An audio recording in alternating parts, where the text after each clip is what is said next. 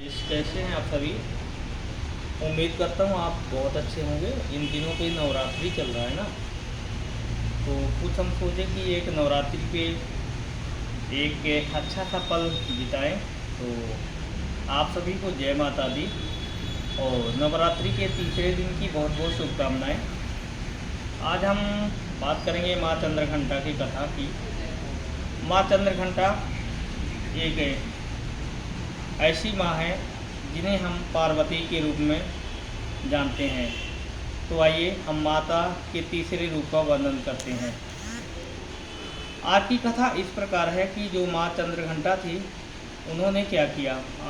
माँ चंद्रघंटा का जब जन्म हुआ उसके बाद उन्होंने क्या किया, जो पर्वतराज हिमालय थे ना, उनके घर में उनका जन्म हुआ। उनकी माँ का नाम था मेनका।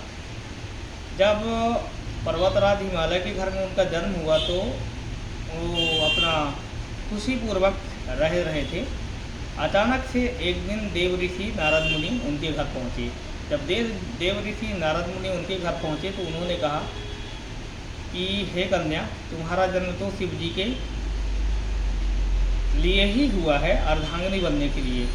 पार्वती ने उसी समय से, मतलब चंद्रघंटा जो थी, उन्होंने ठान लिया था कि मुझे शिव जी को अपने पति के रूप में स्वीकार करना है। और ये ऐसा हुआ था कि जो माँ सती थी ना, ये उनका दूसरा रूप था। ठीक है, आपको पता है, मैंने लाइफ में कई बार बताया भी है कि कैसे कैसे क्या हुआ था शैलपुत्री के रूप में। तो इसमें फिर क्या हुआ, जब ऐसा हुआ तो माँ भगवती वहाँ से निकल गई जंगल में।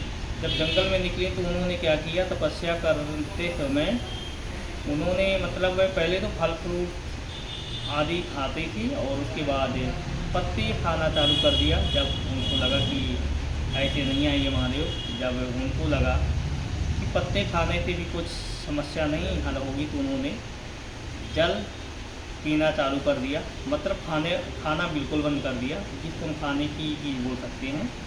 और जब उनको एहसास हुआ कि जल से भी महादेव को कुछ प्रभाव नहीं पड़ा, तब माँ भगवती ने जल का भी त्याग कर दिया। निर्जला हो करके माँ भगवती शिव जी की तपस्या करने लगी। जब उन्होंने शिव जी की तपस्या किया तो देवताओं में हाहाकार हो गया। हाहाकार इसलिए हो गया कि जो उनका सिंहासन था स्वर्ग का, वह डूबने लगा उनकी तपस्या से। भाई, तपस्या में भी एक शक्ति होती है।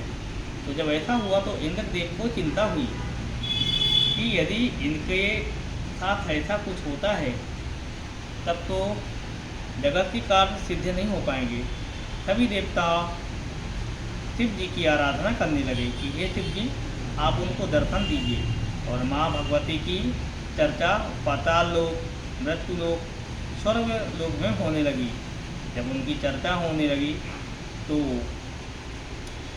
माँ भगवती का एक ऐसा मनोरम रूप देखकर शिव जी उनको आशीर्वाद दिए और अपनी पत्नी के रूप में उनको स्वीकार किया। उसके बाद माँ ने महिषासुर का वध किया अपने शेर पे सवार होकर। और माँ की घंटा बजने से सारे दानव में एक तापमान उत्पन्न हो गया।